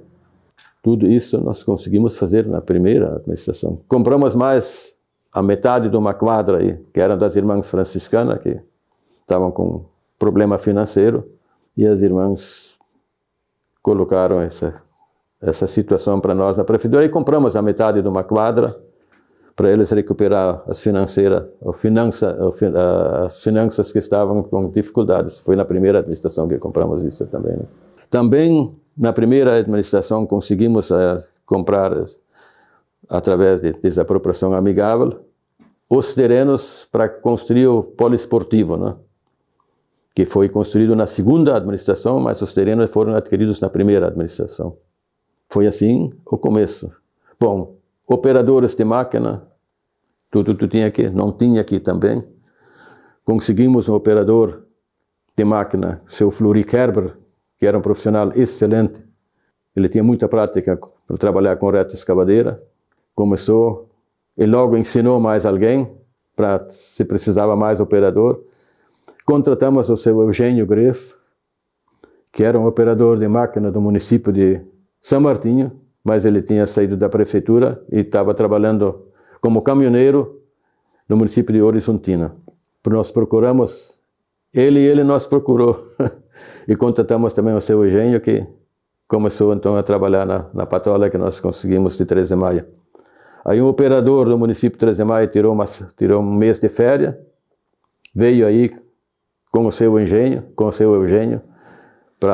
e aí, quer dizer, 8 anos o seu Eugênio não estava na máquina, mas como ele tinha já trabalhado anos, logo ele pegou e o patrulheiro 13 de maio também deu um auxílio para ele e fomos indo. Logo também ele ensinou outros a trabalhar nessa máquina, e assim como as outras máquinas vinham chegando, os operadores já estavam prontos, né? Conseguimos contratar um operador também, um trator de esteira. Esse também se encarregou de ensinar 2 outros operadores, que quando vinha o outro trator já ter o operador pronto. Assim nós trabalhamos. Um funcionalismo fantástico. O sucesso das nossas administrações tivemos muito para os funcionários também, que foram excelentes. Todos assim, sempre prontos para ajudar em tudo e para que o serviço andasse da melhor forma possível, né? Então, temos que agradecer muito a todos os funcionários que sempre nos ajudaram para dar continuidade a tudo isso. E fomos indo. Depois veio a segunda administração, o professor José Mário Miller, continuei na Secretaria de Obras. Veio a terceira administração, repetimos com o seu Alceu Inácio Fernandes, também de novo repetimos a mesma chapa da primeira administração. E aí na primeira administração também fizemos 40 quadras de calçamento. Havia naquela época também um calçamento comunitário que foi feito em Santo Antônio e em alguns lugares por aí. Isso na primeira administração conseguimos fazer 40 quadras de calçamento. E continuamos depois com as máquinas, trabalhando, melhorando. Foi depois também construído o pavilhão para a prefeitura, naquela época, adquiria o calcário e pelo preço de custo era fornecido para os agricultores. Os caminhões caçamba da prefeitura entregaram todo esse calcário nas lavouras dos agricultores. Nós, além de fazer as entradas dos agricultores em um ensaiamento, nós tínhamos que fazer as estradas para as lavouras para poder entrar com os nossos caminhões. Tudo isso foi feito sem nenhum outro custo para a entrega do calcário, tudo era feito de graça para os agricultores, só o preço de custo do calcário era comprado, né? Conseguimos um recurso muito importante do ministro Odacir Klein. Com aquele recurso construímos o poliesportivo e praticamente levamos a água potável para todos os munícipes, né? Fizemos nessas primeiras 4 administrações, ou nas nossas primeiras 3 administrações que eu participei, 17 desapropriações amigáveis, tudo dialogado, conversado, até que se chegava ao entendimento. Conseguimos também, na primeira administração, a municipalização da Rui Barbosa, Colégio Municipal de Santo Antônio, né? Também conseguimos isso na primeira administração. Conseguimos fazer o contrato com a Corsan, para passar a questão da água para a Corsan. O contrato foi feito já no primeiro mandato, e oficialmente eles assumiram no segundo mandato, já com o prefeito José Mário. Para isso tinha que fazer uma série de transformações. A Emater fez diversas exigências, a grande maioria do encanamento tinha que ser trocado, as cisternas, eles não aceitaram as cisternas, tinha que colocar caixa d'água. Então, se trabalhou 2 anos nisso, com a Emater colocando um técnico à disposição para nos ajudar, a prefeitura entrando com maquinário. Conseguimos na primeira administração para colocar também o Correio, não tinha Correio. Conseguimos a Brigada Militar, alugando prédio para eles se instalar, e se instalaram também. Tudo isso foi muito importante. Muito bem, o senhor lembrou de bastante coisa. E foram grandes feitos. E eu quero lhe agradecer mais uma vez por ter nos recebido aqui hoje. Tem alguma coisa ainda que o senhor gostaria de complementar da sua fala? Bom, eu devo sempre me lembrar da boa vontade, da colaboração dos nossos munícipes e dos nossos funcionários. Devo agradecer muito a eles, que ajudaram muito, se trabalhou muito, sem problema nenhum. Então, antes de mais nada, antes de terminar mesmo essa entrevista, devo me lembrar e agradecer a todos esses funcionários, Câmara de Vereadores, que sempre foi importante, os secretários, os novos secretários que vieram posterior a isso, né? Começando pelo José Mário e a Dona Quede, que foram importantíssimos. Depois o secretário Eliseu, secretário Líbio, meu irmão, secretário Valdir Kercher, secretário Eugênio, outros secretários da dona Darcila de Boa Vista, que estava na Secretaria da Saúde, né? Secretário da Educação, a professora Adriane, que hoje está na 17ª Delegacia de Santa Rosa, né? Todos esses secretários foram importantes, todos fizeram o possível e o impossível para que... né? Agora, para finalizar mesmo, ainda eu tenho que fazer uma outra colocação. O momento mais difícil que nós enfrentamos nessas primeiras administrações, e principalmente na minha segunda administração, o momento mais difícil foi quando recebemos ofício das irmãs franciscanas. Nesse ofício dizendo que as irmãs, a partir de tal data, vão se afastar do Hospital São Francisco de Assis. Esse foi um momento muito difícil para nós. Mais uma vez, procurando de todas as formas para resolver isso da melhor forma possível.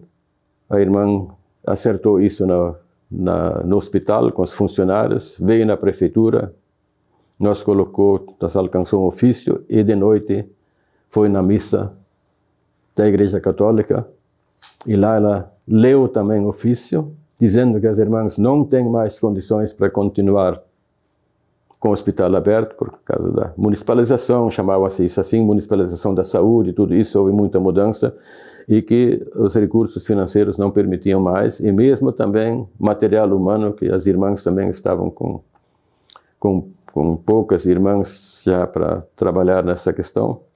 Mas a irmã disse uma frase na missa, que disse o seguinte, que o hospital não foi construído para fechar. E que não é só responsabilidade do Poder Executivo Municipal ou da Câmara de Vereadores. Esse é um compromisso da comunidade de São José, porque o hospital não foi construído para ficar fechado. Eu recebi no gabinete da prefeitura, nas primeiras 2 semanas, mais que 100 munícipes que nos procuraram na prefeitura, pedindo para não deixar fechar o hospital. Nós estávamos com o projeto pronto para começar a construir a praça. O projeto estava pronto.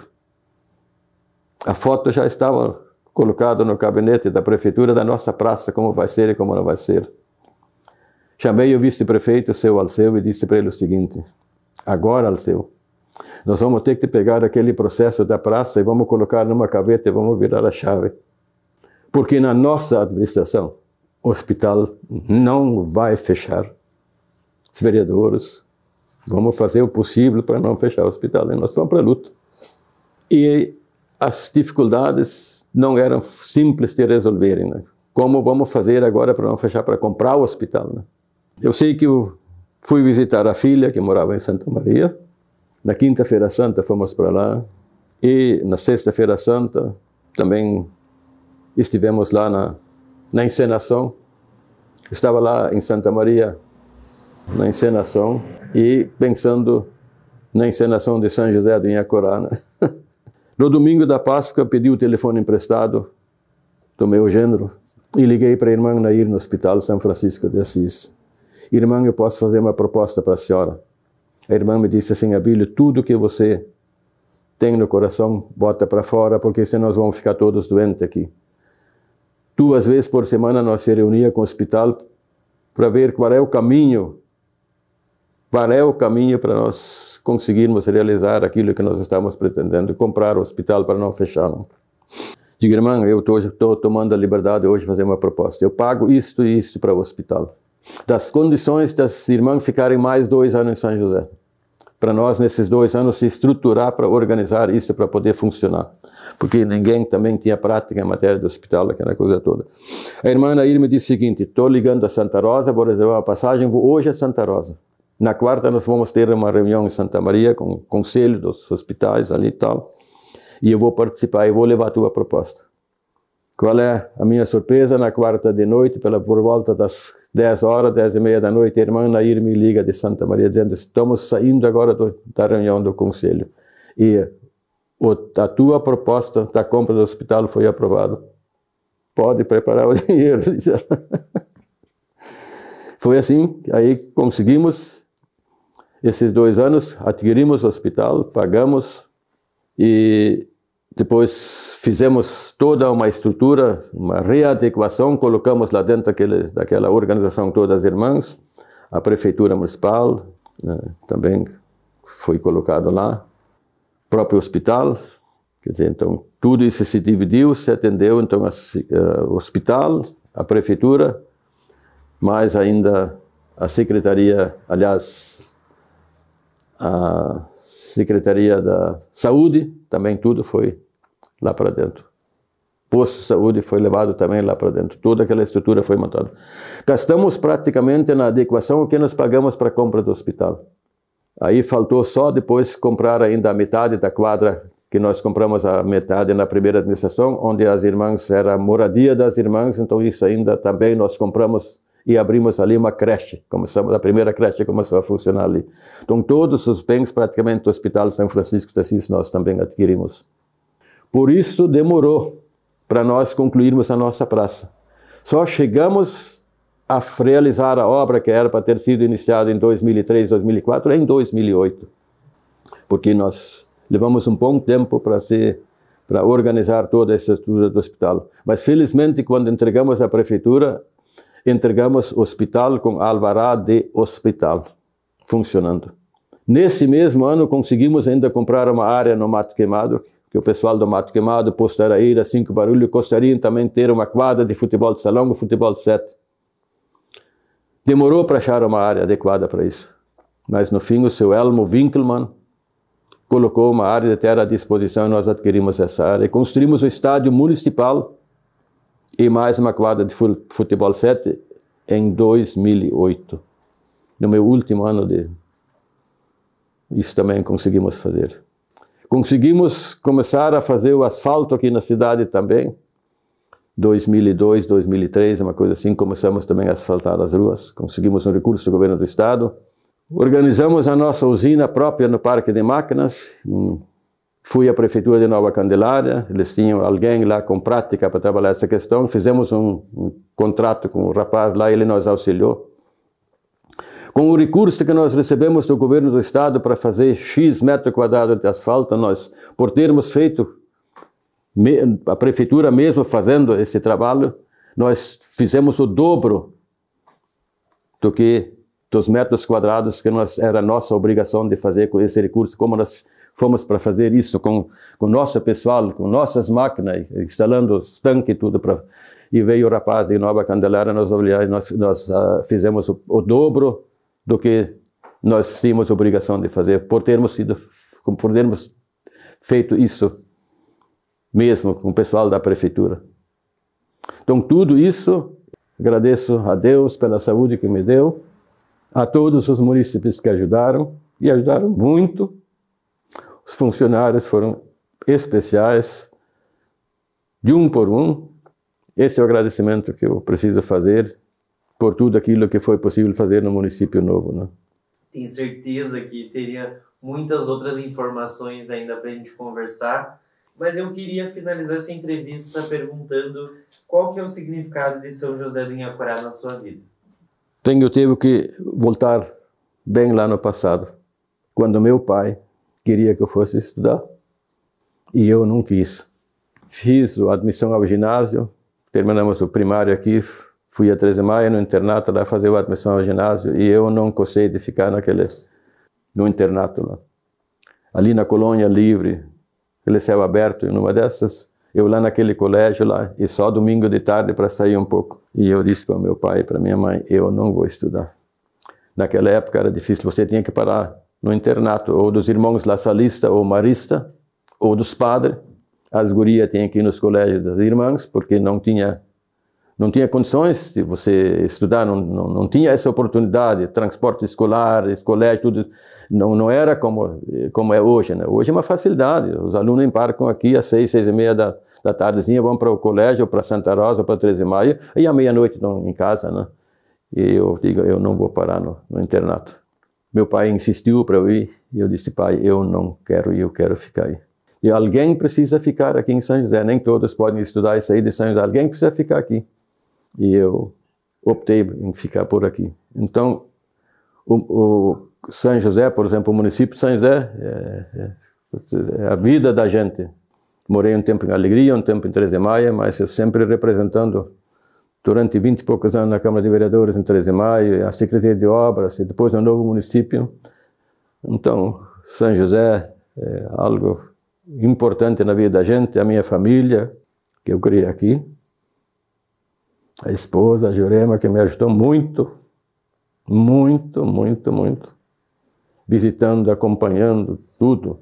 As filhas, que eu também criei. A Rosângela mora em 13 de Maio. A Carla em Juí. O cunhado, o Ivandro. O gênero, Ivandro. A Eduarda, minha neta, filha da Carla. A Rosângela mora em 13 de Maio.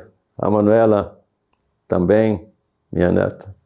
A Ana-Lisa agora já é uma bisneta, né? Então, todo esse conjunto familiar, tudo isso faz parte da vida da gente, e isso praticamente se construiu aqui. Meus pais também, meus irmãos. Então, São José é tudo na vida da gente. Eu nunca quis sair daqui. Eu escolhi essa vida para ficar por aqui. E eu me sinto bem aqui, eu me sinto feliz. Mesmo que estou em São José, mas é aqui que eu me sinto bem, me sinto feliz. Então, agradecer sempre, sempre, sempre a Deus também. A questão da igreja, os padres, as irmãs franciscanas que muito fizeram por esse município novo. E antes disso já, então, tudo isso precisa ser relatado, né? Para a gente finalizar, uma breve mensagem para o futuro de São José. Hoje mesmo, afastado da atividade da administração, eu desejo para que a população de São José continue sempre unida e trabalhando para o bem do município, como estão fazendo, que cada vez mais São José consiga progredir, crescer, e que a vida das pessoas que moram aqui seja sempre da melhor forma possível, né? Unidos, todos procurando o mesmo caminho, eu sei que tudo é possível e que São José pode continuar, mesmo que a gente não tenha mais as condições que tinha no passado, que tem condições de continuar a ser aquele São José que sempre foi, e que São José continua a crescer. E que aqueles funcionários da prefeitura que estiveram conosco, que todos têm sua casa, todos têm seu automóvel, todos os filhos dos nossos funcionários estudaram, estão estudando, já são profissionais, hoje já com faculdade. É outra mensagem, continuam assim. O poder público, o funcionário público, é aquele que passa o tempo todo trabalhando para todos, não só para si. Claro que o serviço deles é pago, mas o serviço que eles fazem, esse serviço público, é para todos. Continuam todos querendo bem São José, que é ali um lugar especial, muito bom para viver e conviver com os demais familiares.